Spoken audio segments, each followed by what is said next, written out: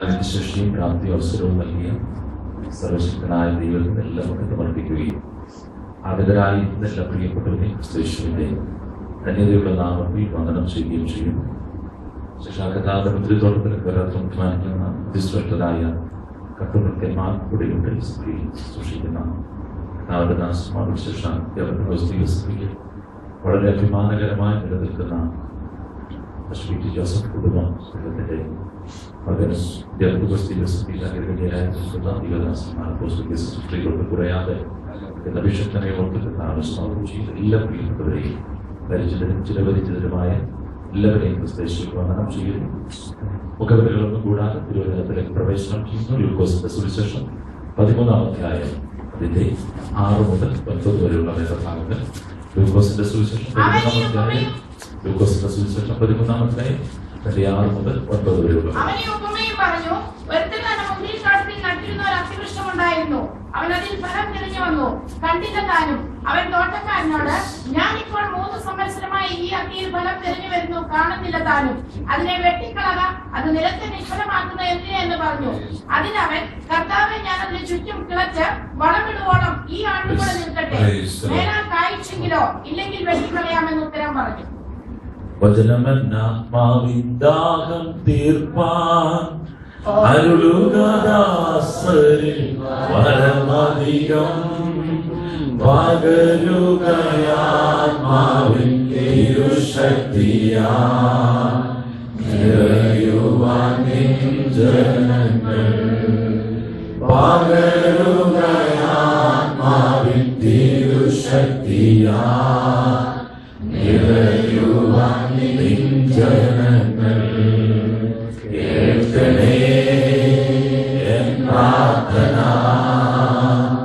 നൽകണേ എൻ യാചന. കേൾക്കണേ എൻ പ്രാർത്ഥന, നൽകണേ എൻ യാചന. പരിശുദ്ധ ദൈവമേ, അങ്ങയുടെ പാദപീഠത്തിൽ ഞങ്ങളായിരിക്കുന്നു. ഞങ്ങളോട് ഈ പകലിൽ സ്വർഗം ഇടപെടണമേ. അവിടുത്തെ വചനം സ്വർഗത്തിലേക്കും സ്ഥിരമായിരിക്കുന്ന വചനം ഞങ്ങളുടെ ജീവിതത്തിൽ വ്യക്തതയോടെ വെളിപ്പെടുവാൻ ഞങ്ങളൊന്നിച്ച് പ്രാർത്ഥിക്കുന്നു. ശക്തിയേറിയ ദൈവമഹത്വം അനുഭവവിദ്യമാകുവാൻ ഈ പകലിൽ സ്വർഗമിടയാക്കണം. നിന്റെ ജനത്തിന്റെ പ്രതീക്ഷകളെ മാനിക്കണം. നിന്റെ ജനത്തിന് മുൻപാകെ നൽകിയ സ്വർഗക്കടാക്ഷിക്കുന്ന ശരീരത്തിന് ബലത്തെയും ഹൃദയത്തിന്മേൽ ദൂതിനെയും ആത്മമണ്ഡലങ്ങളിൽ തുണയെയും പ്രാഗൽഭ്യത്തെയും നൽകി ഈ പകലിൽ പരിശുദ്ധാത്മ സാന്നിധ്യം വചനത്താൽ ഞങ്ങൾ നിറഞ്ഞു നിൽക്കുവാൻ സ്വർഗമിടയാക്കണം. നന്മയ്ക്കായി സകലം ചെയ്യുന്നു. യേശുവിൻ നാമത്തിൽ അപേക്ഷിക്കുന്നു. കരുണയോടെ കേൾക്കണമേ പിതാവേ. കരുണയത്തെ ശക്തിയോടെ കർത്താവേ എന്ന് സ്തുതിച്ചാൽ യേശു കർത്താവിന്റെ പ്രഭാഷണങ്ങളിൽ ഉപമകൾക്ക് അസാധാരണമായ പ്രാധാന്യമുണ്ട്. കർത്തൃപ്രഭാഷണങ്ങളുടെ മുഖ്യധാരയിൽ നാം ചിന്തിക്കുന്ന ഇടത്തെല്ലാം ഉപമകളെ നമുക്ക് കാണുവാൻ കഴിയും. വിശ്വപ്രസിദ്ധങ്ങളായ ഉപമകൾ കർത്താവിന്റെ അധരങ്ങളിൽ നിന്ന് പൊഴിഞ്ഞിട്ടുണ്ട്. ലൂക്കോസിന്റെ സുവിശേഷം 15-ാം അധ്യായത്തിന്റെ 3 ഭാഗങ്ങളിലായി കിടക്കുന്ന 3 ഉപമകളും വളരെ വിശ്വപ്രസിദ്ധങ്ങളാണ്. ദ്രവ്യയുടെയും കാണാതെ പോയ ആടിന്റെയും മടങ്ങി വരുന്ന പുത്രന്റെയുമായ ഉപമകൾ വളരെ പ്രസിദ്ധമാണ്. യേശു കർത്താവിനോട് ഒരിക്കൽ തന്നെ ശിഷ്യന്മാർ അനുചരവൃത്തം ഇങ്ങനെ ചോദിച്ചു, നാഥ, നീ എന്തിനാണ് ഉപമകൾ സംസാരിക്കുന്നത്? കർത്താവിന്റെ ഉത്തരം ഇങ്ങനെയായിരുന്നു, ദൈവരാജ്യത്തിന്റെ മർമ്മം നിങ്ങൾക്ക് ഗ്രഹിക്കുവാൻ വരം ലഭിച്ചിട്ടുണ്ട്, പുറത്തുള്ളവർക്കോ അത് ഉപമകളാൽ ലഭ്യമാകുന്നു. ദൈവരാജ്യത്തിന്റെ സമസ്ത മർമ്മങ്ങളും കേൾവിക്കാർക്കെല്ലാം ഗ്രാഹ്യമാകത്തക്ക നിലയിൽ ആകേണ്ടതിന് കർത്താവ് ഉപമകളിൽ കൂടെ സംസാരിക്കുന്നു എന്ന് തിരുവചനത്തിൽ നിന്ന് തന്നെ നമുക്ക് ബോധനം ലഭിക്കുന്നുണ്ട്. ശ്രദ്ധിക്കണം പ്രിയരെ, യേശു കർത്താവ് ഈ വിധത്തിൽ തന്റെ ശിഷ്യന്മാരോട് ഇടപെട്ട, തന്റെ അരികിൽ വന്നു നിന്നൊരു കൂട്ടത്തോട് ഇടപെട്ട, ഒരു ചെറിയ കൂട്ടത്തോട് ഇടപെട്ട ഒരു ഉപമയാണ് നാം വായിച്ച വേദഭാഗം. അല്പം വേഗത്തിലാണ് ഞാൻ പോകുന്നത്. നിങ്ങൾ എന്റെ കൂടെ അങ്ങ് വരണം. ബ്രദറുകാരൊന്നും അല്ലല്ലോ, ഇടയ്ക്കൊരു സ്തോത്രമൊക്കെ പറഞ്ഞ് കുഴപ്പമൊന്നുമില്ല. സ്തോത്രം. അപ്പോ ശ്രദ്ധിച്ചാൽ യേശു കർത്താവ് ഈ ഉപമ നാം വായിച്ച ഭാഗം ഇങ്ങനെ വായിക്കുന്നു. ഒരു ഉപമയും അവൻ പറഞ്ഞു. അതിന്റെ അർത്ഥം മറ്റു ചിലത് പറഞ്ഞു, അതിനെ സ്ഥാപിക്കുവാൻ, അതിനെ സ്ഥായീഭവിപ്പിക്കുവാൻ യേശു കർത്താവ് ഒരു ഉപമ കൂടെ സംസാരിച്ചു എന്നുള്ളതാണ്. അപ്പോൾ ശ്രദ്ധിക്കണം, യേശു കർത്താവിന്റെ പ്രഭാഷണം ആരംഭിക്കുന്നത് 13-ാം അധ്യായത്തിലല്ല, 12-ാം അധ്യായത്തിന്റെ ആരംഭത്തിലാണ്. വാക്യങ്ങളൊന്നും എടുക്കേണ്ട, കേട്ടിരുന്നാൽ മതി. ദൈവസാന്നിധ്യത്തിൽ ഒന്നിച്ച് വചനത്തോടൊപ്പം സഞ്ചരിക്കുക. യേശു കർത്താവിന്റെ പ്രഭാഷണം ആരംഭിക്കുന്ന ഇടത്ത് 12-ാം അധ്യായത്തിൽ നാം കാണുന്നത് ഇങ്ങനെയാണ്: ആയിരമായിരമായി ജനം അവനെ എത്തിക്കുവാൻ തുടങ്ങിയിടത്ത് കർത്താവ് പ്രഭാഷണം ആരംഭിക്കുന്നു. എന്തുകൊണ്ട് ആ കർത്താവിന് ചുറ്റും ആളുകൾ കൂടുന്നു, ബഹുസഹസ്രങ്ങൾ കൂടുന്ന വേദികൾ കർത്താവിന്റെ ശുശ്രൂഷയ്ക്ക് ഹേതുവായി തീർന്നിട്ടുള്ളത് തിരുവചനത്തിൽ പലയിടങ്ങളിൽ പ്രകടമാകുന്നുണ്ട്. ഈ വിധത്തിൽ ബഹുസഹസ്രം ജനം തനിക്ക് ചുറ്റും കൂടുന്ന ഇടത്ത് കർത്താവ് ശുശ്രൂഷ ആരംഭിക്കുന്നു. എന്തുകൊണ്ട് കർത്താവിന്റെ അടുത്ത് ആള് കൂടുന്നു? ഉത്തരം നമുക്കറിയാം. കർത്താവിന്റെ അരികിൽ വന്നാൽ എന്തെങ്കിലും ഒന്ന് പ്രാപിക്കാൻ എല്ലാ കാലവുമുണ്ട്. രോഗിയാണെങ്കിൽ സൗഖ്യം പ്രാപിക്കാം, ആശയക്കുഴപ്പമുണ്ടെങ്കിൽ സംശയ നിവാരണം വരുത്താം, താർക്കികനാണെങ്കിൽ ജ്ഞാനം പ്രാപിക്കാം, ഹല്ലേലൂയ, വഴിയറിയാത്തവനാണെങ്കിൽ വഴി പറഞ്ഞു കൊടുക്കും, അന്ധനാണെങ്കിൽ കാഴ്ച പ്രാപിക്കാം, ബധിരനാണെങ്കിൽ കേൾവി പ്രാപിക്കാം, മുടന്തനാണെങ്കിൽ നടക്കാം. ഇനി ഇതൊന്നുമല്ല, അപ്പം തിന്നാൻ വന്നാൽ പോലും എന്തെങ്കിലും കിട്ടും. അതുകൊണ്ട് കർത്താവിന്റെ അരികിൽ എപ്പോഴും എന്തെങ്കിലും ഒന്ന് പ്രാപിക്കുവാൻ, പ്രതീക്ഷ മങ്ങാതെ പ്രതീക്ഷയ്ക്കൊത്തതായ എന്തെങ്കിലും ഒന്ന് പ്രാപ്യമാകുവാനുള്ളത് കൊണ്ട് കർത്താവിന്റെ ഹല്ലേലൂയ അരികിൽ ജനം കൂടുക പതിവാണ്. ദൂതത്തിൽ നിന്നൊരു കാര്യം പറയാം: നിങ്ങളിൽ ഒരു കർത്തൃ സാന്നിധ്യമുണ്ടെങ്കിൽ, കർത്താവിൽ നിന്നുള്ളത് നിങ്ങളിൽ കൂടെ വെളിപ്പെടുന്നുണ്ടെങ്കിൽ, നിങ്ങളുടെ ജീവിതം മറ്റുള്ളവരെ ആകർഷിക്കുന്നതായി മാറും. അതിനകത്തുകൂടെ നമ്മുടെ കുടുംബങ്ങളിൽ ഒരു കർത്തൃ സാന്നിധ്യം പ്രാപ്യമാണെങ്കിൽ നമ്മുടെ വീടുകൾ ആളുകൾ കർത്താവ് നിമിത്തം തടിച്ചുകൂടും. നിങ്ങളുടെ സഭയിൽ നിന്ന് കർത്താവിൽ നിന്ന് വല്ലതും പ്രാപിക്കാനുണ്ടെങ്കിൽ നിങ്ങളുടെ സഭകളിൽ ആളുകൾ കൂടും. വിശ്വസിക്കുന്നവർക്ക് ഇങ്ങനെ ബഹുപുരുഷാരം തടിച്ചുകൂടുന്ന ഇടത്തെ കർത്താവിന്റെ ഒന്നാമത്തെ പ്രഭാഷണ വിഷയം പരീശന്മാരുടെ പുളിച്ചമാവായ കപട ഭക്തിയെ സൂക്ഷിക്കുക. യേശു കർത്താവ് 3 കാര്യങ്ങളെ പുളിച്ചമാവിനോട് ഉപമിച്ച് പറഞ്ഞിട്ടുണ്ട്. അതിലൊന്നാമത്തത് പരീശന്മാരുടെ ഭക്തി, 2 സദൂക്യരുടെ ഉപദേശം, 3 ഹല്ലേലൂയ ഹേരോദാവിന്റെ നയം. അകംപൊള്ളയായ പ്രകടന പ്രകസനങ്ങളിൽ മാത്രം ഒതുങ്ങുന്ന, അരികിൽ നിൽക്കുന്നവനെ പ്രകമ്പനം കൊള്ളിക്കാതെ മറ്റൊന്നിനും കൊള്ളില്ലാത്ത ഈ 3 കാര്യങ്ങളെയും യേശു കർത്താവ് പുളിച്ചമാവിനോട് ചേർത്ത് ഉപമിച്ചിട്ടുണ്ട്. മാവും പുളിച്ചമാവും തമ്മിൽ വലിയൊരു അന്തരമുണ്ട്. നമുക്കറിയാം, പിറ്റേ ദിവസത്തേക്ക് അപ്പം ഉണ്ടാക്കുവാൻ തലേന്ന് നാം മാവായി അരച്ചു വെച്ചിരിക്കുന്നതിനെ ഒരു പാത്രം നിറയെ ഒഴിച്ചു വെക്കുകയില്ല. കാരണം പിറ്റേ ദിവസത്തേക്ക് അത് പുളിച്ചു പൊന്തി തൂങ്ങിപ്പോകുകയും നിലത്ത് വീഴുകയും ചെയ്യും. അതുകൊണ്ട് അത് മുഴുവൻ നിറഞ്ഞു നിൽക്കത്തക്ക നിലയിൽ വലിപ്പമേറിയൊരു പാത്രത്തിൽ വ്യാപ്തിക്കനുസരിച്ച് നാം ഒഴിച്ചു വെക്കുകയുള്ളൂ. ഇങ്ങനെ ഒഴിച്ചു വെക്കുമ്പോൾ ശ്രദ്ധിക്കണം, തലേ ദിവസം എത്രയുണ്ട് അത്രയുമേ ഉള്ളൂ മാവ്. പിറ്റേ ദിവസം പുളിച്ചു പൊങ്ങി വലിപ്പം വർദ്ധിക്കുന്നത് അതിനകത്ത് പുളിപ്പ് കൂടെ ചേർന്നതാണ്. ശ്രദ്ധിക്കണം. എന്നാൽ ഇതിനെ നാം ഒരിക്കലും പുളിച്ച മാവെന്ന് വിളിച്ച് ഞാൻ കേട്ടിട്ടില്ല. നേരെ മറിച്ച് എന്റെ അമ്മ പറയുന്നത് കേട്ടിട്ടുണ്ട്: മോളെ, ഫ്രിഡ്ജിലിരിക്കുന്ന മാവിങ് എടുത്തുകൊണ്ട് വന്ന് ദോശ ഉണ്ടാക്കട്ടെന്ന്. അല്ലാതെ പുളിച്ച മാവിങ് എടുത്തുകൊണ്ട് വന്ന് പറഞ്ഞ് ഞാൻ കേട്ടിട്ടില്ല. അപ്പോൾ ഇതിന് പേരിൽ വലിയ വ്യത്യാസമൊന്നുമില്ല, നിറത്തിൽ ഒട്ടുമേ വ്യത്യാസമില്ല, ഘടകങ്ങളിൽ അല്പം പോലും വ്യത്യാസമുണ്ടോ എന്ന് നമുക്കറിയില്ല. പക്ഷേ തലേ ദിവസത്തെ മാവും പിറ്റേ ദിവസത്തെ മാവും തമ്മിൽ വലിയൊരു അന്തരം എന്തൊക്കെയോ അകത്ത് സംഭവിച്ചിട്ടുണ്ട്. പെട്ടെന്ന് പുറത്ത് തിരിച്ചറിയാത്ത ചിലതൊക്കെ അകത്ത് സംഭവിച്ചു. അതെന്താണ് സംഭവിച്ചതെന്ന് നമുക്കറിയാം. അരച്ചു വെക്കുമ്പോൾ മാവിനൊരു കഠിനതയുണ്ട്, അരച്ചു വെക്കുമ്പോൾ മാവിനൊരു ദൃഢതയുണ്ട്, അരച്ചു വെക്കുമ്പോൾ മാവിന് ഒരു കട്ടിയായ സ്വഭാവമുണ്ട്. എപ്പോൾ അതിൽ പുളിപ്പ് കയറിയോ അപ്പോൾ അതിന്റെ കാഠിന്യം കുറഞ്ഞത് മൃദുവായി, അതിന്റെ കാഠിന്യം കുറഞ്ഞത് ലഘുവായി. ശ്രദ്ധിക്കണം, മാവിനകത്ത് പുളിപ്പ് കയറുമ്പോൾ അതിന്റെ ഘനത്വത്തെ അത് നഷ്ടപ്പെടുത്തുമെങ്കിൽ ഭക്തിക്കകത്ത് കാപട്യം കയറുന്നത് സമാനമെന്നാണ് കർത്താവ് പറയുന്നത്. ഭക്തിക്കൊരു ദൃഢതയുണ്ട്, ഭക്തിക്കൊരു ശക്തിയുണ്ട്, ഭക്തിക്കൊരു വൃതത്വമുണ്ട്, ഭക്തിക്കൊരു വേഷമുണ്ട്, ഭക്തിക്ക് അതിൻ്റെതായ ഒരു ഘനത്വമുണ്ട്. എപ്പോൾ ഭക്തിക്കകത്ത് കാപട്യം കയറുമോ അപ്പോൾ ഇതെല്ലാം ലഘുവാകും. കപട ഭക്തി സൂക്ഷിച്ചു കൊള്ളണം. യേശു കർത്താവിന്റെ ഒന്നാമത്തെ പ്രഭാഷണ വിഷയം അതാ. രണ്ടാമത് യേശു കർത്താവ് സംഭാഷിക്കുന്ന ഭാഗം സകല ദ്രവ്യാഗ്രഹവും സൂക്ഷിച്ചൊടിഞ്ഞു കൊള്ളണം. ശ്രദ്ധിക്കണം, സകല ദ്രവ്യാഗ്രഹവും സൂക്ഷിച്ചൊടിഞ്ഞു കൊള്ളണം. ആ പറഞ്ഞതിനകത്തെ അർത്ഥം ഒഴിയുമ്പോൾ പോലും സൂക്ഷിച്ചു കൊള്ളണമെന്ന്. ശ്രദ്ധിക്കണം, നമുക്കറിയാം, നാട്ടിൽ ചളയിൽ ചെളിയിൽ കൂടെ നാം നടക്കേണ്ടി വന്നാൽ അല്പം പോലും നമ്മുടെ ദേഹത്തോ അല്ലെങ്കിൽ പാദങ്ങളിലോ പറ്റുവാൻ അനുവദിക്കാതെ വളരെ സൂക്ഷ്മതയോടെയാണ് നാം നടക്കുന്നത്. എങ്കിൽ പോലും അല്പമൊക്കെ പറ്റുവാൻ സാധ്യതയുണ്ട്. അപ്പോൾ ശ്രദ്ധിക്കണേ, ഇതുപോലെ ഒരു ഹല്ലേലൂയ സ്വഭാവം ദ്രവ്യാഗ്രഹത്തിനുമുണ്ട്. എത്ര സൂക്ഷിച്ചാലും അല്പം കയറുവാൻ, അല്പം പറ്റുവാനുള്ള സാധ്യതയുണ്ട്. അതുകൊണ്ടാണ് കർത്താവ് പറഞ്ഞത്, ദ്രവ്യാഗ്രഹം ഒഴിയുമ്പോൾ പോലും സൂക്ഷിച്ചു കൊള്ളണമെന്ന്. കരമുയർത്തി കർത്താവിന് സ്തോത്രം ചെയ്യുന്നു. തിരുവചനം ഘനത്വത്തോടെ ഗൗരവത്തോടു കൂടെ സൂക്ഷിച്ചു കൊള്ളുവാൻ നമ്മെ ഉപദേശിക്കുന്ന പല കാര്യങ്ങളുണ്ട്.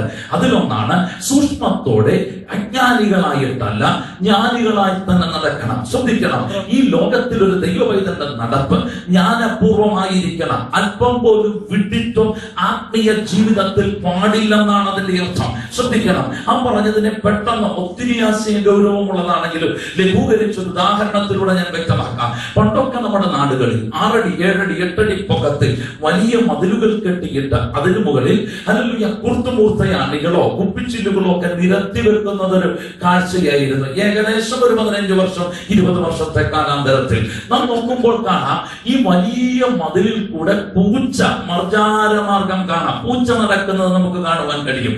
ഈ പൂച്ച നടക്കുന്നത് നിങ്ങൾ ശ്രദ്ധിച്ചിട്ടുണ്ടോ? പൂച്ച കണ്ടിട്ടില്ലേ? ഹലോ, ഷാർജ പൂച്ചയ്ക്ക് പൂച്ച എന്നല്ലേ പറയുന്നത്? അതോ സ്വത്രം മാത്രം പറയുന്ന വിശുദ്ധന്മാരാണോ? ഈ പൂച്ച നടന്നു പോകുമ്പോൾ അതിന്റെ വാലിന്റെ തുമ്പെങ്കിലും ഇതിലേതെങ്കിലും ഉടക്കുവോ? അയ്യോ, മിണ്ടുന്നില്ല. അയ്യോ, ഒന്ന് മറുപടി വരാം. AC കൂടി ഓരോരുത്തർ പുതയ്ക്കാൻ തുടങ്ങി, പുതപ്പില്ലാത്തത് ഓർത്ത് ഓരോരുത്തർ സങ്കടപ്പെടാൻ തുടങ്ങി. അതെല്ലാം ഞാൻ കണ്ടുകൊണ്ടിരിക്കുക. സ്വത്രം പറ. എല്ലാറ്റിനും അയ്യോ ഉറക്കെ പറ. ഒന്ന് കൂടെ വന്നേ. എല്ലാറ്റിനും സ്തോത്രം ചെയ്യും. ശക്തിയോട് സ്തോത്രം പറഞ്ഞു. ഈ ഹല്ലേലൂയയുടെ കെട്ടുവിട്ടിട്ടൊരു സ്തോത്രം പറഞ്ഞു. ഈ ഹല്ലേലൂയ മാറ്റിട്ടൊരു സ്തോത്രം പറ. ഹല്ലേലൂയ പറയുമ്പോൾ നല്ല പവറാണല്ലോ. സ്തോത്രം പറയുമ്പോൾ എന്താ പവറില്ലാത്ത, ശീലമില്ലാത്തോണ്ടാ. കരമുയർത്തി ഒരു സ്തോത്രം പറഞ്ഞു. അപ്പോൾ ഈ പൂച്ച നടക്കുന്നത് നിങ്ങൾ കണ്ടിട്ടുണ്ടായിരിക്കുമല്ലോ. ഈ പൂച്ച നടക്കുമ്പോ അതിന്റെ തലയുടെ അവിടെ നിന്ന് ഒരടി ഉടല്, പിന്നെ ഒരടി വാല്. ഈ വാലിന്റെ അഗ്രമെങ്കിലും ഇതിലേതിലെങ്കിലും ഉടക്കുന്നത് നിങ്ങൾ കണ്ടിട്ടുണ്ടോ? ഒരിക്കലും ഉടക്കത്തില്ല. കാരണം അത് അതിനിടെ കൂടെ സൂക്ഷിച്ച് ഒഴിഞ്ഞൊഴിഞ്ഞൊഴിഞ്ഞങ്ങ് നടന്നോളും. ഇതിനെയാണ് മർജാരമാർഗം എന്ന് പറയുന്നത്. പൂച്ചയുടെ നടപ്പ് മറ്റൊരു പ്രത്യേകത കൂടെയുണ്ട്. നനവുള്ളിടത്തെത്തിയാൽ ഇവൻ നടക്കില്ല, ചാടിയപ്പുറം കടന്നു പോകും. ഇതുപോലെ ദൈവമക്കൾ ശ്രദ്ധിച്ചു കൊള്ളണം. ലോകം മുഴുവൻ നന്നാക്കിയിട്ട് ഒരു വിശുദ്ധനും ഈ ഭൂമിയിൽ ജീവിക്കാൻ സാധിക്കില്ല പ്രിയരെ. മറിച്ച് ലോകം നിന്നെ വീഴ്ത്താനുള്ള സകലതുമുണ്ട്, ലോകത്തിന് നിന്നെ തകർക്കുവാനുള്ള സകലതുമുണ്ട്. ലോകത്തിന്റെ ഇടയിൽ കൂടെ നീ ജീവിക്കേണ്ടി വരും. പക്ഷെ ലോകം നിന്നെ വീഴ്ത്താൻ അനുവദിക്കരുത്. സൂക്ഷ്മതയോടെ നടന്നുകൊള്ളണം. ലോകം നിന്റെ ആത്മീയ ജീവിതത്തെ തുളയ്ക്കരുത്. ലോകം നിന്റെ വിശുദ്ധിയിൽ ഹല്ലേലൂയ മുറിവേൽപ്പിക്കരുത്. ലോകം നിന്റെ സ്നേഹത്തെ വീഴ്ത്തരുത്. ലോകം നിന്റെ ജീവിതത്തെ തകർക്കരുത്. നിന്റെ ആത്മീയ ജീവിതത്തിന്റെ അകമോ പുറമോ സ്പർശിക്കുവാൻ ലോകത്തെ അനുവദിക്കരുത്. സൂക്ഷിച്ചു നടന്നുകൊള്ളണം. സകലത്തിലും ദൈവമക്കൾ സൂക്ഷ്മതയോടെ ലോകത്തിൽ നടക്കണം. ലോകത്തെ മാറ്റുകയല്ല, നമ്മുടെ നടപ്പിന് ലോകം മാറണം. കരമുയർത്തി കർത്താവിന് സ്തോത്രം ചെയ്തിട്ട് ഇതിനോടനുബന്ധിച്ച് യേശു കർത്താവ് സംശീകരിച്ചു പറയുന്ന ഭാഗം, എന്തു തിന്നുമെന്ന് ജീവനായിട്ടും എന്തുടുക്കുമെന്ന് ശരീരത്തിനായും വിചാരപ്പെടരുത്. രൂപഭംഗിയുള്ള ഈ ശരീരത്തെ വസ്ത്രം ധരിപ്പിച്ച് അലങ്കൃതമായി നാം നടക്കുമ്പോഴും പ്രാണനെ നിലനിർത്തുന്നതിന് ആഹാരം തേടുമ്പോഴും നാം ചിന്തിക്കുന്ന ഒരു കാര്യമുണ്ട്. നല്ല ആഹാരം കൊണ്ട് പ്രാണൻ നിലനിൽക്കുന്നെന്നോ നാം ഇടുന്ന വസ്ത്രം കൊണ്ട് ഈ ശരീരം നിലനിൽക്കുന്നുവെന്നൊരു ധാരണ നമുക്കുണ്ട്. പ്രിയരെ, അത് തെറ്റാണ്. നേരെ മറിച്ച് കർത്താവ് പറയുന്ന വാക്കു കേൾക്കൂ. ആഹാരം കഴിച്ചത് കൊണ്ടല്ല ജീവൻ നിലനിൽക്കുന്നത്, ഉടുപ്പിട്ടത് കൊണ്ടല്ല ശരീരം നിലനിൽക്കുന്നത്. ശരീരം ഉള്ളത് കൊണ്ടാണ് നീ ഉടുപ്പിട്ടത്, ജീവൻ ഉള്ളത് കൊണ്ടാണ് നീ ആഹാരം കഴിച്ചത്. അങ്ങനെയെങ്കിൽ ഇന്ന് പകൽക്കാലം ഒരു കാര്യം പരിശുദ്ധാത്മ നിയോഗത്തോടെ പറയാം. നിന്റെ ആവശ്യങ്ങളെ നടത്തി തരാൻ സർവശക്തനറിയാം. നമ്മുടെ ആവശ്യങ്ങളെ നടത്തി തരാൻ സർവശക്തനായ ദൈവത്തിനറിയാം. ഇന്ന് പകൽക്കാലം എത്ര പേരത് വിശ്വസിക്കുന്നുണ്ട്? പ്രാണൻ തന്ന ദൈവത്തിനറിയാം ആഹാരം തരാൻ, ശരീരം തന്ന ദൈവത്തിനറിയാം ഉടുപ്പിനെ തരാൻ, തലമുറയെ തന്ന ദൈവത്തിനറിയാം അവരുടെ ഭാവിയെ കരുതാൻ, കുടുംബം തന്ന ദൈവത്തിനറിയാം വേണ്ടതിന് വഴി തുറക്കുവാൻ, നിന്നെ ഈ ദേശത്ത് കൊണ്ടുവന്ന ദൈവത്തിനറിയാം നിനക്ക് എന്ത് വേണമെന്ന് നൽകിത്തരാൻ. ഒരു പ്രഭാതം ദൈവം ഉദിപ്പിക്കുന്നുണ്ടെങ്കിൽ, അത് കാണാൻ സ്വർഗം നിന്നെ അനുവദിക്കുന്നുണ്ടെങ്കിൽ, ഇന്ന് പകൽക്കാലം ധൈര്യത്തോടെ വിശ്വസിച്ചോ. ആ പകലിൽ നിന്നെ നടത്തുവാൻ ദൈവത്തിന്റെ കരത്തിന് കരുത്തുണ്ട്, അവന്റെ കരത്തിന് ശക്തിയുണ്ട്. ഇന്ന് പകൽ വിശ്വസിക്കുന്നവർ കരമടിച്ച് ദൈവത്തിന് ഒരു ഊർജ്ജത്തിന്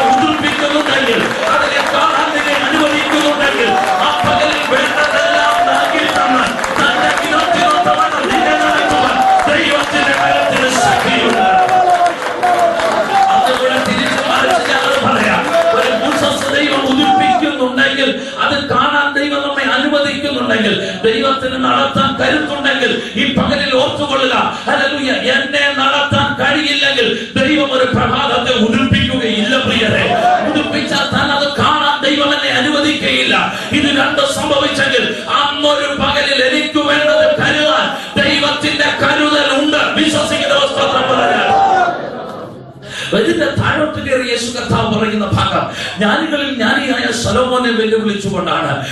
ഉദാത്തമുന്നതമായ ജ്ഞാനത്തിന് ഉടമയായിരിക്കുന്ന ശലോമോൻ, അസാധാരണ ജ്ഞാനത്തിന്റെ തലമുള്ള മനുഷ്യൻ, പല സൃഷ്ടികൾക്കകത്ത് അധിഷ്ഠിതമായിരിക്കുന്ന ദൈവത്തിന്റെ ജ്ഞാനത്തെ, ലോക സൃഷ്ടിപ്പ് മുതൽ മറയായിരിക്കുന്ന പിന്നണിയിലെ സൃഷ്ടാവിന്റെ ജ്ഞാനത്തിന്റെ ആഴം കാണാൻ ദൈവം കണ്ണുകുറച്ചു കൊടുത്ത മഹാരഥനായ മനുഷ്യനെ വെല്ലുവിളിച്ചുകൊണ്ടൊരു ചോദ്യം ചോദിക്കുന്നു. ശലോമോനെ, നീ സകല ജ്ഞാനത്തിൽ ചേറിൽ നിന്ന് ഞാൻ ഒരു താമരയെ വിരിയിക്കുന്നതിന് ഒപ്പം ചന്തത്തിലൊന്ന് പിടിക്കാമോ? അസാധാരണ ജ്ഞാനമുള്ള മനുഷ്യനാണ് ശലോമോൻ. ലെബനോനിലെ ദേവദാരു മുതൽ ചുവരിന്മേൽ വളർന്ന ഈസോപ്പ് വരെ പക്ഷിമൃഗം നാൽക്കാലി സകലത്തെ കുറിച്ച് ജ്ഞാനം പ്രസ്താവിച്ച മനുഷ്യൻ. അവന്റെ ജ്ഞാനത്തിന്റെ സ്തുതി കേട്ടിട്ട് ആന്തരംഗമാകെ ആനന്ദപളകിതമായി ഒരങ്ങനെ അവനെ തിരക്കി വരുന്നുണ്ട്. അത് മറ്റാരുമല്ല, ശേബാരാജ്ഞിയാണ്. ശേബാരാജ്ഞി ഒന്നും കാണാത്തവർ എന്തോ കാണുവാനായി വന്നതല്ല. എല്ലാ വിദ്വത് സദസ്സുകളിൽ ജനിച്ചു വളർന്ന് ജ്ഞാനത്തിന്റെ ഏറ്റവും ഉന്നത തലങ്ങളിൽ വിരാജിച്ച് സുഖഭോഗങ്ങളിൽ കൂടെ ജീവിതം നയിച്ച് സമ്പന്നതയുടെ മട്ടൂറും വരെ ആസ്വാദ്യമായ സകലതും നല്ലൊരു ജീവിതത്തിൽ പങ്കുകൊണ്ടവർ ഇതാ ശലോമോന്റെ ജ്ഞാനം കേൾക്കുവാനും കടമൊഴികൾ കൊണ്ടവനെ പരീക്ഷിക്കുവാനും അവന്റെ അരികിലേക്ക് കടന്നു വരുന്നു. ഒട്ടകപ്പുറത്ത് നിരവധി പൊന്നും രത്നങ്ങളും സമ്മാനങ്ങളും ആയിട്ട് അവന്റെ അരികിലേക്ക് നടന്നു വരുമ്പോൾ അവൾ പറയുന്ന ഒരു കാര്യമുണ്ട്. ഞാൻ ദൂരെ നിന്ന് കേട്ടപ്പോൾ ഞാനത് വിശ്വസിച്ചില്ല, പക്ഷെ കണ്ടപ്പോൾ എനിക്ക് മനസ്സിലായി നിന്റെ യാഥാർത്ഥ്യങ്ങളുടെ പാതി പോലും ഞാൻ കണ്ടില്ല. അവൾ അരമനയിലേക്ക് കടന്നു വരുമ്പോൾ ശലോമോന്റെ അരമനയോ അവന്റെ മേശയുടെ വിഭവങ്ങളും അവന്റെ ശുശ്രൂഷക്കാരുടെ നിൽപ്പും അവന്റെ ഹല്ലേലൂയ ഹല്ലേലൂയ അവന്റെ ജോലിക്കാരായി നിൽക്കുന്നവരുടെ ഹല്ലേലൂയ ഉടുപ്പും ഹല്ലേലൂയ യഹോവയുടെ ആലയത്തിൽ എന്റെ സർവാംഗഭൂഷണനായി സംഗീത പ്രമാണിമാരുടെ അകമ്പടിയോടെ സംഗീതക്കാരുടെ അകമ്പടിയോടുകൂടെ വിശേഷ വസ്ത്രം ധരിച്ച് അലങ്കൃതനായി എഴുന്നള്ളത്തും അവന്റെ വിദ്വത് സദസ്സുകളിലെ ജ്ഞാനത്തിന്റെ തൃഷ്ണയും ഒക്കെ അകം കണ്ടു വല്ലാതെ ഞെട്ടി അമ്പരന്നു പോയി അവൾ.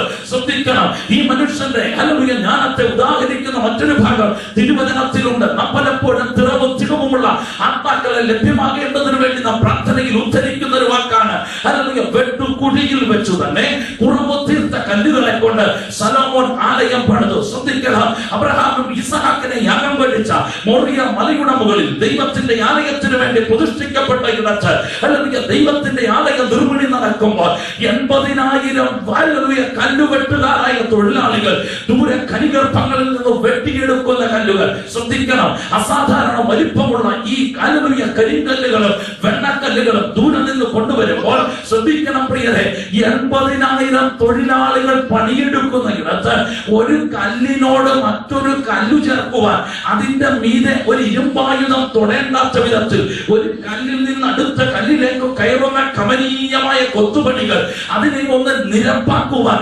അതിന്മേൽ ഒരു ഇരുമ്പായുധം സ്പർശിക്കേണ്ടാത്ത വിധത്തിൽ ദൂരെ കലികളിൽ വെച്ച് തന്നെ അതിന്റെ പണി തീർത്ത് പണിക്കുറ്റം തീർത്ത് കൊണ്ടുവന്ന് വെച്ചാൽ ഒന്നിനു മീതെ ഒന്നും അധികം എന്ന നിലയിൽ ഹല്ലേലൂയ ഏറ്റവും ഭംഗിയോടുകൂടെ 80,000 തൊഴിലാളികളുടെ കരങ്ങളിൽ ആ തന്റെ പദ്ധതിയെ നടപ്പാക്കിയെടുക്കുവാൻ, പദ്ധതി ഉണ്ടാക്കാനും അതിനെ നടപ്പാക്കുവാനും അസാധാരണ സാമർഥ്യം കാണിച്ച ശലോമോനോട് ഒരു ചോദ്യം ചോദിക്കുന്നു. ഞാൻ ചേറിൽ നിന്ന്, നാറുന്ന ചേറിൽ നിന്ന് ഞാനൊരു താമരയെ വിരിയിക്കുന്നത് പോലെ നിനക്കെന്റെ ജ്ഞാനത്തിനൊപ്പം ഒന്ന് പിടിക്കാമോ? മൂലഭാഷയിൽ ഒരു വസ്ത്രത്തിന് ഊടും പാവുമിട്ട് നൂലുകൊണ്ട് നെയ്തെടുക്കും പോലെ എന്റെ കരം നെയ്തെടുക്കുന്നതിനൊപ്പം നിനക്കൊന്ന് പിടിക്കാമോ എന്ന ദൈവത്തിന്റെ ആത്മാവ് ചോദിക്കുന്നത്. ശ്രദ്ധിക്കണം പ്രിയരെ, നാറുന്ന ചേറിൽ നിന്ന്, ആരുമറക്കുന്ന ചെളിക്കുണ്ടിൽ നിന്ന് ഒരു ബലഹീനമായ തണ്ടിന്മേൽ ഉയർത്തിക്കൊണ്ടുവന്ന് ലോകത്തിനേറ്റവും കമനീയമായ ഒരു കമലത്തെ അതിന്റെ അഗ്രത്തിൽ വിരിച്ചിറക്കുവാൻ ദൈവത്തിന്റെ കരത്തിന്റെ പണിക്കു കഴിയുമെങ്കിൽ അർത്ഥവശാൽ ഇത്രയേ ഉള്ളൂ.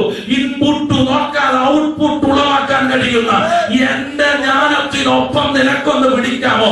നാറുന്ന ചേറിനെ ലോകത്തിൽ ഏറ്റവും മനോഹരമായ ഒരു പുഷ്പമാക്കി മാറ്റുവാൻ കഴിയുന്ന എന്റെ കരത്തിന്റെ പണിക്കൊപ്പം ഒന്ന് പിടിക്കാമോ? ചോദിച്ചതിന്റെ അർത്ഥമില്ല. നിന്റെ പദ്ധതികൾ പാടുന്ന ഇടത്തും എന്റെ കരത്തിന് പണിയാൻ കഴിയും. നിന്റെ ജ്ഞാനം പാടുന്ന ഇടത്തും എന്റെ കരത്തിന് പണിയാൻ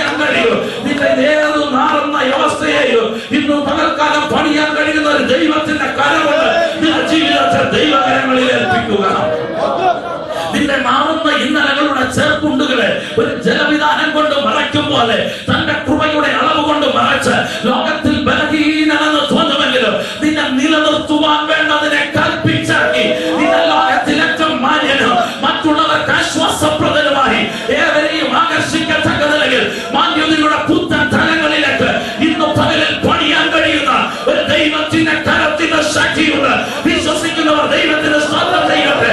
നിന്റെ അപ്പന്റെ പണത്തിന് കഴിയാത്തത്, നിന്റെ അമ്മയുടെ ജ്ഞാനത്തിന് സാധ്യതമാകാത്തത്, നിന്റെ അംഗബലങ്ങൾക്ക് നേടിയെടുക്കാൻ കഴിയാത്തത്, നിന്റെ വിദ്യാഭ്യാസത്തിന് എത്താൻ കഴിയാത്തത് ദൈവത്തിന്റെ കരത്തിന് കഴിയോ, ദൈവത്തിന്റെ കരത്തിന് കഴിയോ. ഇന്ന് മകൾക്കാരെ മാത്രമേ അത് വിശ്വസിക്കുന്നുണ്ട്. ദൈവത്തിന്റെ കരത്തിന് നിന്നെ പണിയാൻ കഴിയോ.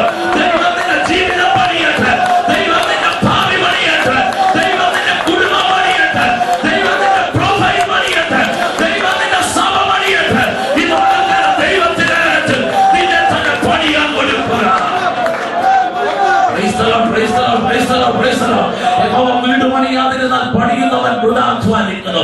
ആയുസിന്റെ അധ്വാനമാണ് വീട്. അത് പാളിപ്പോയാൽ പുതുക്കി പണിയാൻ നിന്നെ കൊണ്ട് കഴിയുകയില്ല.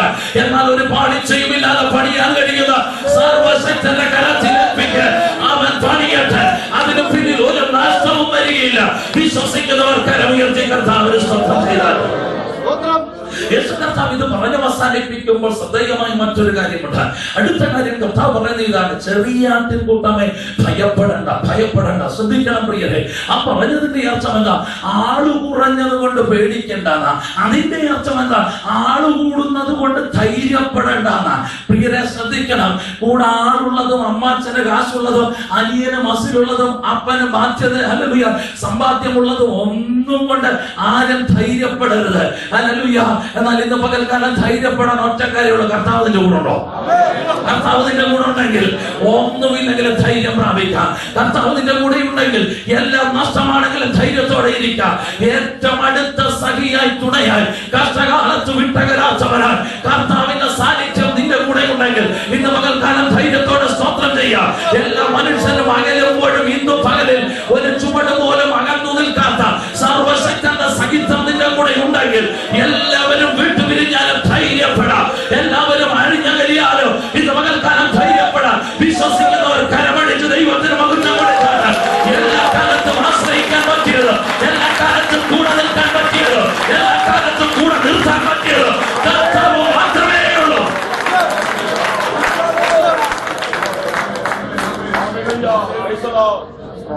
അടുത്ത ഭാഗം കർത്താവ് പറയുന്നത് ശ്രദ്ധിക്കണം. ഇങ്ങനെ കർത്താവിന്റെ പ്രഭാഷണം മുന്നോട്ട് പോകുമ്പോൾ അകമുറിവേറ്റ കപടഭക്തിക്കും ദ്രവ്യാഗ്രഹത്തിനുമെതിരെ കർത്താവ് കർക്കശസ്വരത്തിൽ സംസാരിക്കുമ്പോൾ ആ ദ്രവ്യാഗ്രഹത്തിന്റെ കാര്യം കർത്താവ് പറഞ്ഞതിന്റെ അർത്ഥം ഇതാണ്. അല്ലെങ്കിൽ ഈ ശ്രദ്ധിക്കണേ, ദ്രവ്യാഗ്രഹം കൊണ്ട് നീ ആരെ സ്നേഹിക്കരുത്, ആരോടും സ്നേഹിക്കാതിരിക്കരുത്. ദ്രവ്യാഗ്രഹം കൊണ്ട് നിശബ്ദനാകരുത്, ദ്രവ്യാഗ്രഹം കൊണ്ട് നീ ശബ്ദിക്കരുത്, ദ്രവ്യാഗ്രഹം കൊണ്ട് ഒന്നും ചെയ്യരുത്, ഒന്നും ചെയ്യാതിരിക്കരുത്. ഹലോ, പറഞ്ഞതിന്റെ അർത്ഥം ഇത്രേ ഉള്ളൂ. നിന്നെ കാശിനാരും വിലക്കെടുക്കരുത്, നിന്റെ വ്യക്തിത്വം വിലക്കെടുക്കരുത്, നിന്റെ ആത്മീയ ജീവിതം വിലക്കെടുക്കരുത്, നിന്റെ ഭൗതികത വിലക്കെടുക്കരുത്, നീ എന്ന് പറയുന്ന വ്യക്തിയെ പണം വിലക്കെടുക്കരുത്. സ്തോത്രം പറ. ഇതിങ്ങനെ കർത്താവ് കർക്കശസ്വരത്തോടുകൂടെ പറഞ്ഞു വരുമ്പോ അകമുറിവേറ്റ ചിലർ കർത്താവിനെതിരെ ഒരു ആക്രമണം അഴിച്ചുവിട്ടു. അത് പരോക്ഷമായിരുന്നെങ്കിലും വാക്കും വാക്കിനകത്ത് വാക്കിൽ കൊടുക്കുന്ന കാര്യങ്ങളും കർത്താവിന് നന്നായിട്ട് അറിയാം. ശ്രദ്ധിക്കണം. അല്ലെങ്കിൽ യേശു കർത്താവിനോട് പറഞ്ഞതിന്റെ അർത്ഥം ഇതാ: ഗലീലക്കാരായ ചിലരുടെ രക്തത്തെ പീലാത്തോസ് യാഗങ്ങളോടുകൂടെ കലർത്തി. പറഞ്ഞതിന്റെ അർത്ഥം കർത്താവെ, നിന്റെ നാട്ടുകാർ, നിന്റെ സഹോദരന്മാർ, നിന്റെ സഹവൃത്തങ്ങൾ, അവരിൽ ചിലരുടെ രക്തത്തെ പീലാത്തോസ് യാഗങ്ങളോടുകൂടെ കലർത്തി. കേട്ടാൽ ഒറ്റ വാക്കിൽ തോന്നും പീലാത്തോസിന്റെ ക്രൂരതയോടുള്ള അല്ലെങ്കിൽ അനുശോചനമാണെന്ന്. അല്ല, അല്ലെങ്കിൽ കർത്താവിനെതിരെ തൊടുത്തുവിട്ടൊരു പരിഹാസസ്വരമായിരുന്നു. ഇതിന്റെ അർത്ഥം കർത്താവിന് മനസ്സിലായതുകൊണ്ട് കർത്താവ് അതിന് മറുപടി പറഞ്ഞു. ചരിത്രത്തിൽ വളരെ വ്യംഗ്യമായും തിരുവചനത്തിൽ മറ്റെങ്ങും എഴുതപ്പെട്ടിട്ടില്ലാത്തതുമായ ഒരു വേദഭാഗമാണത്. ശ്രദ്ധിക്കണം. റോമൻ ഭരണകൂടത്തിനെതിരെ എരുവുകാരെ പോലെ യുദ്ധം ചെയ്യുന്ന 50ഓളം ചെറുപ്പക്കാരായ തീവ്രവാദികൾ യെരൂശലേം നഗരത്തിന്റെ ഒരിടത്തും പ്രത്യക്ഷപ്പെടാൻ കഴിയാത്തതിനാലും ആലയത്തിൽ നേരിട്ട് വരുവാൻ കഴിയാത്തതിനാലും ആലയത്തിന് സമീപത്തായി വളരെ രഹസ്യത്തിൽ യാഗം നടത്തിക്കൊണ്ടിരിക്കുമ്പോൾ വാർത്ത ചോർന്ന് പീലാത്തോസിന്റെ പടയാളികൾ റോമൻ പട്ടാളവും ഇരച്ചു കയറി 50ഓളം ചെറുപ്പക്കാരെ നിഷ്കരണം വെട്ടിക്കളഞ്ഞു. ശ്രദ്ധിക്കണം. പാപമോചനത്തിന് മൃഗത്തിന്റെ രക്തം കരത്തിലിരിക്കുമ്പോൾ പാപമോചനത്തിന് അർപ്പിക്കും മുമ്പ് തന്നെ ഹല്ലേലൂയ, ഇവരെ വെട്ടിക്കളഞ്ഞതിനാൽ, ഹല്ലേലൂയ, ഈ ജീവൻ അപഹരിക്കപ്പെട്ടതിനാൽ അതിന്റെ അർത്ഥം ഇവർ വിവരിച്ചത്, കർത്താവേ, പാപമോചനത്തിന്റെ രക്തം ഒരു നിമിഷം കഴിഞ്ഞിരുന്നെങ്കിൽ അർപ്പിക്കാമായിരുന്നു, അത് കഴിഞ്ഞ് മരിച്ചെങ്കിൽ അവർ പാപമോചിതരായിരുന്നേനെ. എന്നാൽ അതിനുപോലും അനുവദിക്കാതെ ഇവരെ മരണം കാർന്നു പിടിച്ചെങ്കിൽ അതിന്റെ അർത്ഥം പാപമോചനത്തിന് പോലും യോഗ്യതയില്ലാത്ത കൊടിയ പാപികളെന്നല്ലേ. കർത്താവിന് ഇതിന്റെ അന്തർഭാഗവും അന്തരംഗവും മനസ്സിലായി. അതുകൊണ്ട് തന്നെ കർത്താവ് ഇതിനോട് പ്രതിവചിച്ച കാര്യം കേൾക്കണം. ഹല്ലേലൂയ, അതവിടെ നിൽക്കട്ടെ. നിങ്ങളുടെ സഹവൃത്തങ്ങളും നിങ്ങളുടെ സഹോദരങ്ങളും സഹവാസികളുമായ ഒരു കൂട്ടം, ഹല്ലേലൂയ, ആൾക്കാർ യെരൂശലേം ദേവാലയത്തിന് തൊട്ടരികിലുള്ള പുണ്യതീർത്ഥമെന്ന് കരുതുന്ന ശീലോഹാം കുളത്തിൽ നിന്നും വെള്ളം കൊണ്ടുപോകുവാൻ കനാൻ വിട്ടുകൊണ്ടിരിക്കുമ്പോൾ ശീലോഹാം ഗോപുരത്തിന്റെ ഒരു കടർന്നു വീണ്, വശമടർന്നു വീണ് 18 പേർ മരിച്ചല്ലോ. അതിനെക്കുറിച്ച് നിങ്ങൾ എന്ത് പറയുന്നു? നിങ്ങൾ ചിന്തിക്കുന്നുണ്ടോ? യെരൂശലേമിലുള്ള സകലരെക്കാളും ഇവർ വലിയ പാപികളാണെന്ന്. കരമേൽപ്പിക്കാൻ ഇത് പറയുന്നതിന്റെ അർത്ഥം ഇതാണ്. അന്തർഭാഗത്തെ അർത്ഥം ഇത്ര മാത്രമേ ഉള്ളൂ. അവന്റെ വീട്ടിൽ സംഭവിച്ചതെല്ലാം അവന്റെ കയ്യിലിരിപ്പ് കൊണ്ടാണെങ്കിൽ നിന്റെ വീട്ടിൽ സംഭവിച്ചതിന്റെ നിർവചനം എന്താണ് കർത്താവ് ചോദിച്ചത്? അവന്റെ മക്കൾക്കുണ്ടായത് അതുകൊണ്ടാണ്, ഇന്നതാണ് കാരണം. ഹല്ലേലൂയ, അതിന് പാപഹേതുവായ പലതിനെയും മൂലകാരണമായി കണ്ടുപിടിക്കുമ്പോൾ നിന്റെ ജീവിതത്തിൽ സംഭവിച്ച അബദ്ധത്തിന്റെയും ആപത്കരമായ കാര്യങ്ങളുടെയും നിർവചനം എന്താണ് കർത്താവ് ചോദിച്ചത്? ശ്രദ്ധിക്കണം പ്രിയരെ, മറ്റൊരുത്തനിൽ സംഭവിക്കുന്ന ജീവിതാനുഭവങ്ങൾ കൊണ്ട് ഒരുത്തനെ വിശുദ്ധി അളക്കാൻ കർത്താവ് പ്രമാണം തന്നിട്ടില്ല. ഇന്ന് പകൽക്കാലം അത് മനസ്സിലാക്കിക്കൊള്ളണം. ന്യായത്തെ തൂക്കേണ്ടത് അവനവനിൽ, മറ്റൊരുത്തനിലല്ല. ഇതിനെ കർത്താവ് സാക്ഷീകരിച്ചുകൊണ്ട് പറയും. പ്രിയരെ, ദൈവം നമ്മെ ആക്കി വെച്ചിരിക്കുന്ന ദൈവസഭയോട് കൂറുള്ളവരായിരിക്കണം.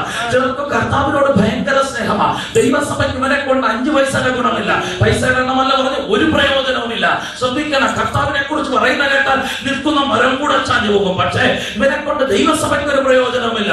എന്റെ ഭാര്യ ശാന്തി നല്ലൊരു വെച്ച ദൂരെയൊക്കെ കൺവെൻഷനൊക്കെ കഴിഞ്ഞ് മിക്ക ദിവസങ്ങളിൽ ഞാൻ വീട്ടിലെത്തുന്നത് രാത്രി 2 മണിക്കാണ്. എനിക്ക് ആർത്രൈറ്റിസിന്റെ ഒരു പ്രശ്നമുണ്ട്. എന്റെ പ്രായത്തേക്കാൾ ഒരു 15 വയസ്സുകൂടെ അപ്പുറമുള്ള ഒത്തിരി പ്രശ്നങ്ങൾ എന്റെ ശരീരത്തിലുണ്ട്. ഇങ്ങനെ ഉള്ളതുകൊണ്ടാണ് ഞാൻ കസേരയിലൊക്കെ ഇരിക്കുന്നത്. അല്ലാതെ എന്താ അഹങ്കാരം കൂത്തിട്ടൊന്നുമല്ല. സ്വതന്ത്രം പറ പോട്ടെ, കർത്താവിരിക്കട്ടെ. അപ്പൊ ശ്രദ്ധിക്കണം, ദൂരെ എന്നൊക്കെ വരുമ്പോ ഞാൻ ഒരു മിസ് കോൾ അടിക്കും. ഏത് രാത്രിയിലും ഗേറ്റ് തുറന്നു വെച്ച് ഏത് പെരുവഴി എഴുത്തും അല്ലെങ്കിൽ എനിക്ക് നിർബന്ധമുണ്ട് വീട്ടിൽ ചെന്ന് കയറിയാൽ ആദ്യം ഒരു ഗ്ലാസ് വെള്ളം തരണം. ഈ ചൂടത്ത് വീട്ടിൽ വന്ന് കയറുമ്പോൾ ഒരു ഗ്ലാസ് വെള്ളം തന്നില്ലെങ്കിൽ പിന്നെ ചില വീട്ടിൽ ചെന്ന് ആ നാട്ടിനോട് പറ്റിയിരുന്ന് അരമണിക്കൂർ കഴിഞ്ഞിട്ട് അമ്മ വന്നിട്ട് ചോദിക്കുന്നത് ചായ വേണോ ടാങ്ക് വിലക്കണമെന്ന്. സ്വതന്ത്രം കർത്താവിനെ അനുഗ്രഹിക്കട്ടെ. എന്നാലും വരുന്ന ഒരു ഗ്ലാസ് പച്ചവെള്ളം കൊടുക്കുക, അതായിരിക്കും ഏറ്റവും നല്ലത്. എന്റെ ഭാര്യ അതേ ചെയ്യത്തുള്ളൂ. അങ്ങനെയാണ് അവൾ വന്ന് തുറക്കുന്നത്. പിന്നെ അടുത്ത് വന്നിരുന്ന എന്റെ കാലുമൊക്കെ ഒന്ന് തിരുമ്മി തരും. അല്ലെങ്കിൽ എന്റെ അടുത്ത് വന്നിരുന്ന ഇച്ചിരി നേരമൊക്കെ വന്ന് അങ്ങനെയാണോ ഇങ്ങനെയാണോ എന്നൊക്കെ ചോദിക്കും. ഇപ്പോൾ ഈ സ്നേഹം മുഴുവൻ പ്രകടിപ്പിക്കുന്ന എന്റെ ശരീരത്തോടെ. അപ്പൊ ഈ എന്നോടുള്ള സ്നേഹത്തെ മുഴുവൻ പ്രകടിപ്പിക്കുന്ന എന്റെ ശരീരത്തോടെ. അന്നേരം ഞാൻ എന്ത് ചെയ്യും? അത് പറയണമെങ്കിൽ ഇതിനേക്കാൾ കൂടുതൽ സമയം വേണം. അത് പോട്ടെ, അത് മറ്റൊരിക്കൽ നമുക്ക് ശ്രദ്ധിക്കണം. ഇവൾ എന്നോടുള്ള സ്നേഹം മുഴുവൻ പ്രകടിപ്പിക്കുന്ന എന്റെ ശരീരത്തോടാ. ഈ ശരീരത്തോട് സ്നേഹം കാണിച്ചപ്പോൾ ഞാൻ അവളോട് പറയും നിനക്ക് എന്നോട് സ്നേഹമുണ്ടെന്ന്. പ്രിയരെ, മറക്കരുത്, കർത്താവിനോട് നിനക്ക് സ്നേഹമുണ്ടെങ്കിൽ അത് പ്രകടിപ്പിക്കേണ്ടത് കർത്താവിന്റെ ശരീരമായ സഭയോടാ. കർത്താവിനോട് നിനക്ക് സ്നേഹമുണ്ടെങ്കിൽ അതിനെ പ്രകടിപ്പിക്കേണ്ടത് കർത്താവിന്റെ ശരീരമായ സഭയോടാ. ശ്രദ്ധിക്കണം, ശിമോൻ പത്രോസിനോട് 3 വട്ടം യേശു കർത്താവ് ചോദിച്ചു, ഇതിലധികമായി ഇവയിലധികമായി നീ എന്നെ സ്നേഹിക്കുന്നു എന്ന് പറഞ്ഞപ്പോൾ കർത്താവിന്റെ പ്രത്യുത്തരം നിങ്ങൾ ശ്രദ്ധിക്കണം. എന്റെ ആടുകളെ മേയിക്കാം, എന്റെ ആടുകളെ പാലിക്കാം, എന്റെ കുഞ്ഞാടുകളെ പാലിക്കാം. നോക്കുക പ്രിയരെ, നിനക്കെന്നോട് സ്നേഹമുണ്ടെങ്കിൽ ശിമോനെ, ആ സ്നേഹത്തെ നീ പ്രകടിപ്പിക്കേണ്ടത് എന്റെ ആട്ടിൻകൂട്ടമായ സഭയോടാ. മനസ്സിലായെങ്കിൽ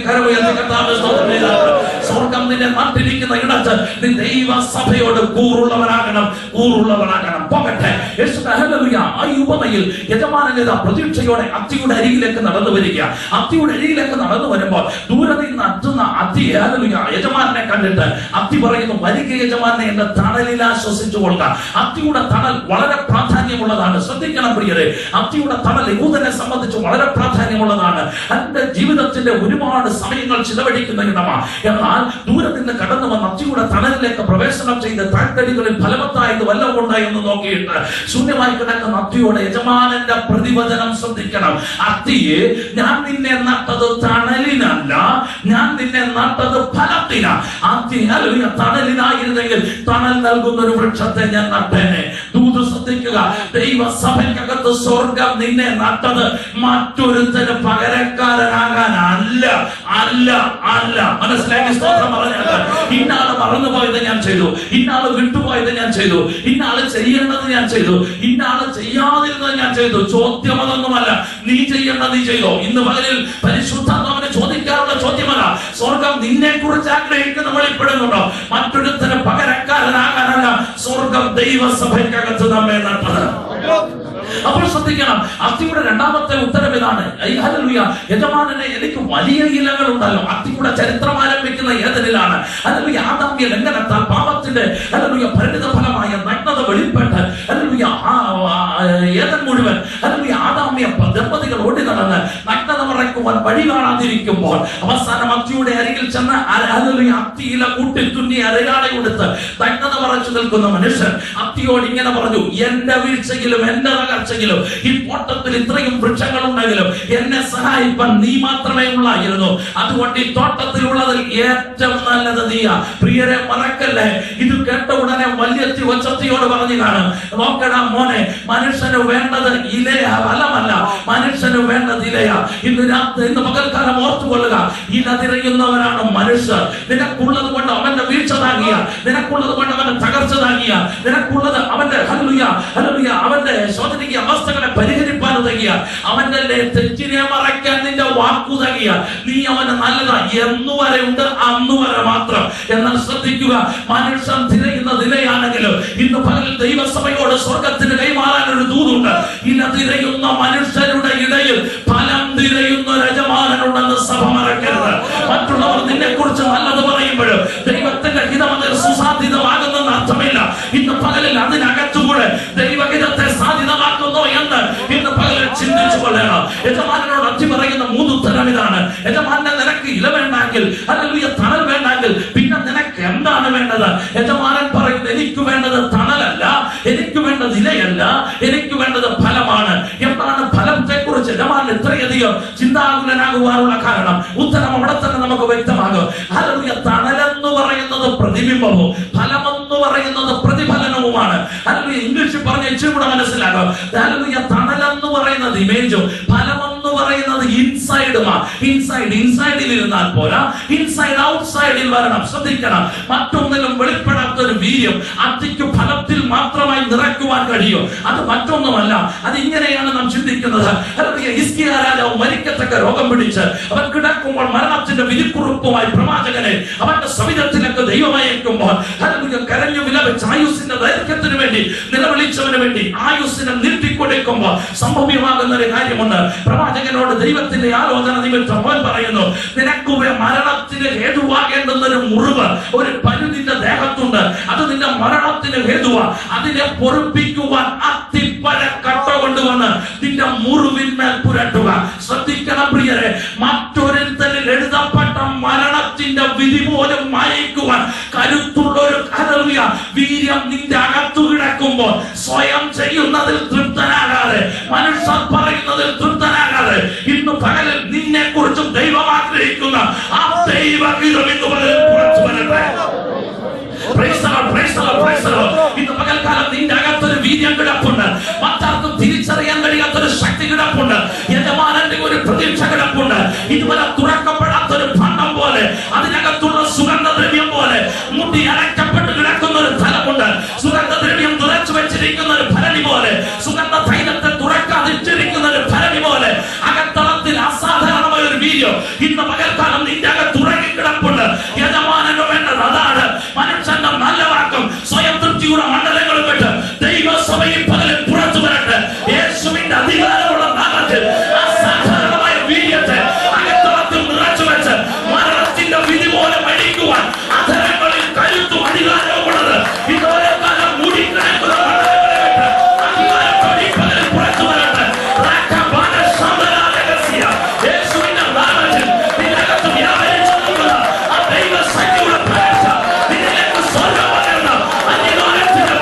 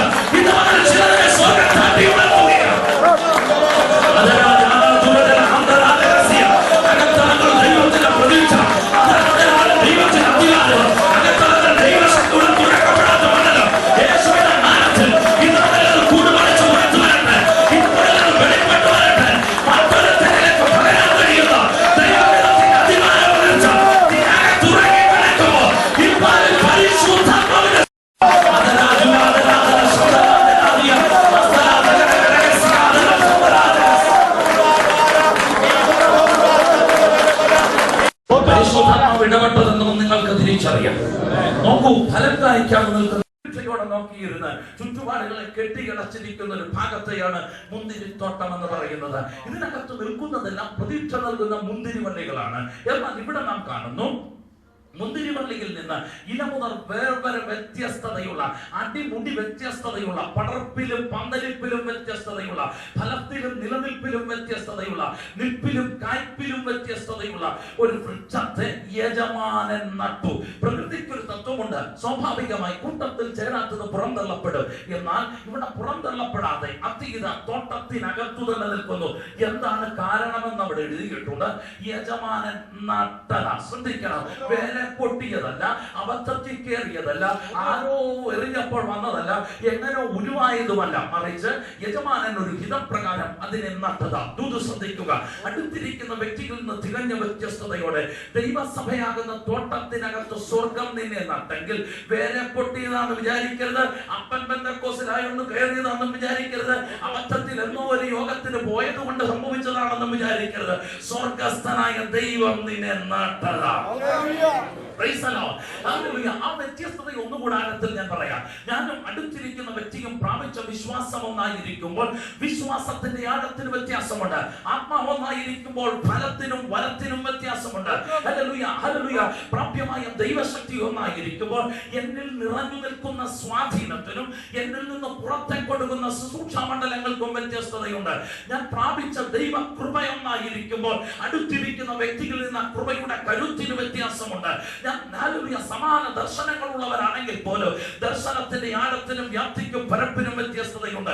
ഇങ്ങനെ വ്യത്യസ്തമായ മണ്ഡലത്തിൽ ദൈവിക ശുശ്രൂഷയുടെ തലങ്ങളിൽ ഹല്ലേലൂയ നിലനിൽക്കുമ്പോൾ തന്നെ ഹല്ലേലൂയ പ്രായത്തിനും വിദ്യാഭ്യാസത്തിനും കുടുംബസ്ഥിതിക്കും ഗ്രഹണശേഷിക്കും ഹല്ലേലൂയ ഭൗതിക നന്മകൾക്കും ജനിച്ചു വളർത്തപ്പെട്ട സാഹചര്യങ്ങൾക്കും ഒക്കെ വ്യത്യസ്തതയുള്ളവരായി ദൈവസഭയാകുന്ന തോട്ടത്തിനകത്ത് ദൈവം നിങ്ങളെ നട്ടെങ്കിൽ യാദൃച്ഛികം സംഭവിച്ചതല്ല, മറിച്ച് സ്വർഗസ്ഥനായ ദൈവത്തിന്റെ ഹിതത്തിന്റെ പിൻബലത്തോടുകൂടെ അവന്റെ കരത്തിന്റെ ശക്തിയാൽ സ്വർഗം നിങ്ങളെ നട്ടതാ. വിശ്വസിക്കുന്നവർ സ്തോത്രം പറഞ്ഞാട്ടെ.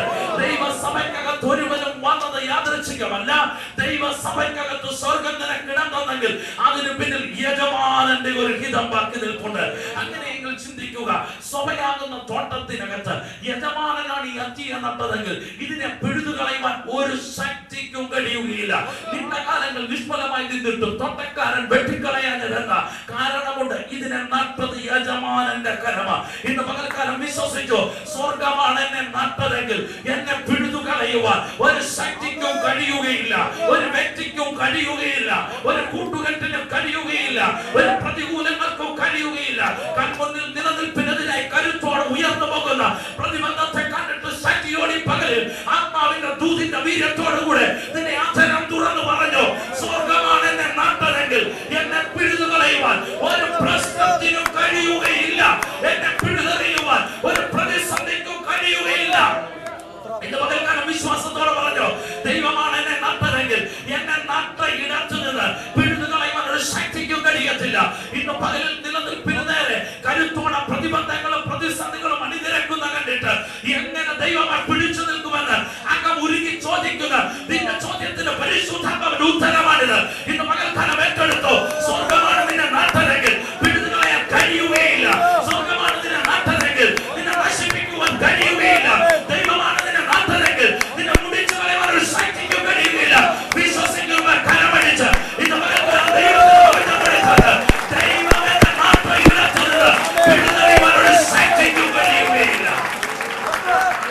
വിദഗ്ധമായ കാര്യം ഇതാണ്. പലയിടത്തൊന്നും നാമെ മറ്റുള്ളവർ ഒഴിവാക്കുകയോ പ്രതിബന്ധങ്ങൾ പാർശ്വവൽക്കരിക്കുകയും ചെയ്യുന്നതിനേക്കാൾ ഉപരി നാം സ്വയം ഒഴിയുന്നതാണ്. ഇന്ന് പകൽ ധൈര്യത്തോടെ പറ, ദൈവം എന്നെ ഒരിടത്ത് നട്ടെങ്കിൽ, ദൈവത്തിനൊരു പ്രതീക്ഷ അതിന് പിന്നിൽ ഉണ്ടെങ്കിൽ ഞാൻ സ്വതവേ മാറുകയില്ല. സ്വന്തം പറഞ്ഞാട്ട് ഇന്ന് പകൽക്കാലം ധൈര്യത്തോടെ പറ, ദൈവം എന്നെ നട്ട ഇടത്ത് ഞാൻ നിലനിൽക്കും, ദൈവം എന്നിലൂടെ ആഗ്രഹിക്കുന്നതിനെ ഞാൻ പുറപ്പെടുവിക്കും. അതിന് പിന്നിൽ എന്തെല്ലാം വില പിടിക്കേണ്ടി വന്നാലും ദൈവം എന്നെ നട്ടതുകൊണ്ട് ദൈവം എന്നെ ആക്കിയിടത്തു ഞാൻ പിന്മാറുകയില്ല. ശ്രദ്ധിക്കണം പ്രിയരെ, ഇപ്പോൾ ഈ അത്തി ഒരു വൃക്ഷമായി ഇതിനെ നട്ടത് വൃക്ഷമായിട്ടല്ല, ഇതിനെ നട്ടത് തൈയായിട്ടാ. എന്തുകൊണ്ട് ഇതിപ്പോൾ വൃക്ഷമായി? ഒറ്റ ഉത്തരവേ ഉള്ളൂ. ഇത്രയും ഉയർന്നു പോകുവാനും പടർന്നു പന്തലിക്കുവാനും വിശാലതകളിൽ എത്തുവാനും ഇത്രയും ഹല്ലേലൂയ ശ്രേഷ്ഠതയോടെ നിലനിൽപ്പാനും ഒറ്റ ഒരു ഉത്തരവേ ഉള്ളൂ. തോട്ടത്തിനകത്ത് ഇടം കിട്ടിയത് കൊണ്ടാണ്. സ്തോത്രം പറയാമോ? ഇത് കാണുന്ന വിശാലത എന്തുകൊണ്ടുണ്ടായി? ദൈവസഭയ്ക്കകത്ത് കയറിയെന്ന നന്മയെ മറക്കരുത്. ഇന്ന് കാണുന്ന ഉയർച്ച എങ്ങനെ ഉണ്ടായി? ദൈവസഭയ്ക്കകത്ത് സ്വർഗം നിനക്ക് ഇടം തന്നതുകൊണ്ട്. ഇന്ന് കാണുന്ന വലിപ്പം എങ്ങനെ ഉണ്ടായി? ദൈവസഭയ്ക്കകത്ത് സ്വർഗം നിന്നെ ആക്കിയത് കൊണ്ട്. ഇന്ന് കാണുന്ന വിശാലത എങ്ങനെ ഉണ്ടായി? സ്വർഗം നിനക്ക് തന്നത്. ഇന്ന് കാണുന്ന മാന്യതയോ, ഇന്ന് കാണുന്ന ഔന്നത്യങ്ങളോ, ഇന്ന് കാണുന്ന സൗകര്യങ്ങളോ, ഇന്ന് കാണുന്ന സമൃദ്ധിയോ ദൈവസഭയ്ക്കകത്ത് സ്വർഗം നിന്നെ ആക്കിയത് കൊണ്ട്. വിശ്വസിക്കുന്നവർ ദൈവത്തിന് സ്തോത്രം പറയാനായിട്ട് അകം ഒഴുകി ഹല്ലേലൂയ അകം നിറയുന്ന സ്തോത്രം വരും. തിരിച്ചൊന്ന് ചിന്തിച്ച് ഇതിനകത്ത് കയറാൻ പറ്റിയില്ലായിരുന്നെങ്കിൽ ഒരു പക്ഷേ ഭൂമിയുടെ പരപ്പിൽ പോലും കാണുകയില്ലായിരുന്നു. ഇന്ന് പകൽക്കാലം ദൈവസഭയ്ക്കകത്ത് എനിക്കും ഇടം തന്നതോർത്ത് ഇന്ന് പകൽ നന്ദിയുള്ള ഹൃദയത്തോടെ ദൈവത്തിന് സ്തോത്രം ചെയ്താട്ട്, ദൈവത്തിന് സ്തോത്രം ചെയ്താട്ട്. നീ പുറത്തായിരുന്നെങ്കിൽ ആർക്കും നിന്നെ പിടിതറിയാമായിരുന്നു. നിന്നെ പുറത്തായിരുന്നെങ്കിൽ ഏതൊരു പഠിക്കാമായിരുന്നു, ഏതോ അടിമോക്കം നിങ്ങളെ കരം വെക്കാമായിരുന്നു. എന്നാൽ ദൈവസഭയ്ക്കകത്തായതുകൊണ്ട് നീ വെറും ഒരു അന്തിയല്ല, യജമാനന്റെ അന്തിയ. നിന്റെ കരം വെക്കുവാൻ ഒരുവരെ കഴിയില്ല. ദൈവത്തിന്റെ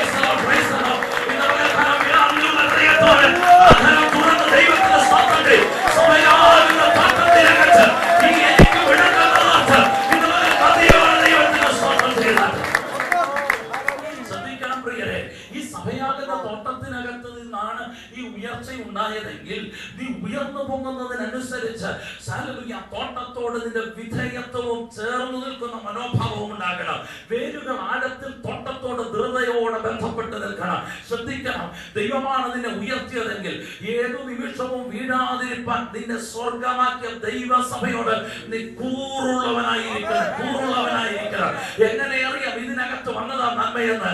ഇന്ന് പകൽക്കാലം തിരിച്ചറിയണം. വേദനയോട് ഇതിനകത്ത് കടന്നു വന്നാൽ അടുത്തിരിക്കുന്ന വ്യക്തി പോലും അറിയാതെ നിലനിൽക്കാൻ വേണ്ടതിനെ അപ്പോൾ ചൊരിയുന്ന ഒരു സമർത്ഥി ദൈവസഭയ്ക്കകത്തുണ്ട്. എന്റെ ഹൃദയത്തെ തൊട്ടറിഞ്ഞ് സംസാരിക്കുന്ന ദൈവത്തിന്റെ ശബ്ദം ഇവിടെയുണ്ട്. എന്റെ വിഷയങ്ങൾക്ക് തക്ക സമയത്ത് നീക്കുപോക്ക് തരുന്ന ഒരു ദൈവത്തിന്റെ സാന്നിധ്യവും അവന്റെ കരുതലിന്റെ കരുത്തുമുണ്ട്. അനുഭവിച്ചിട്ടുള്ള എത്ര പേര് ഇതിനകത്തിരിപ്പുണ്ട്. പക്ഷേ അറിയാൻ വയ്യാത്തൊരു പാട്ടിന്റെ രണ്ടു വരിയാകാം, എന്നോ കേട്ടൊരു വാക്യത്തിന്റെ ഒരു ഓർമ്മയാകാം, അല്ലെങ്കിൽ അഭിഷക്തന്മാരുടെ അധരത്തിൽ നിന്ന് പൊടിയുന്ന ദൈവത്തിന്റെ ആലോചനയാകാം, അല്ലെങ്കിൽ നിന്നോട് സ്വർഗം കൈമാറുന്ന ഒരു ദൂതാകാം, മറ്റൊരു വ്യക്തിയുടെ സാക്ഷ്യത്തിന്റെ ഒരു വാചകമാകാം, ഒരു പ്രാർത്ഥനയിലെ ഒരു വാക്കാകാം. അപ്പോൾ നിന്നെ നിലനിർത്തുവാൻ സ്വർഗസ്ഥനായ ദൈവം അതത് സഭയ്ക്കകത്ത് തക്ക സമയത്ത് അവനത് പൊടിച്ചിരിക്കും. അനുഭവിക്കുന്ന എത്ര പേര് ഇതിനകത്തുണ്ട്. നിന്നെ നിലനിർത്തുവാൻ വേണ്ടത് നിന്റെ വിശ്വാസത്തെ നിലനിർത്തിക്കുവാൻ വേണ്ടത്, നിന്റെ ശരീരത്തെ ബലപ്പെടുത്താൻ വേണ്ടത്, നിന്റെ മനസ്സിന് ധൈര്യം പകരാൻ വേണ്ടത്, നിന്റെ ആത്മമണ്ഡലങ്ങളെ നിറയ്ക്കാൻ വേണ്ടത്,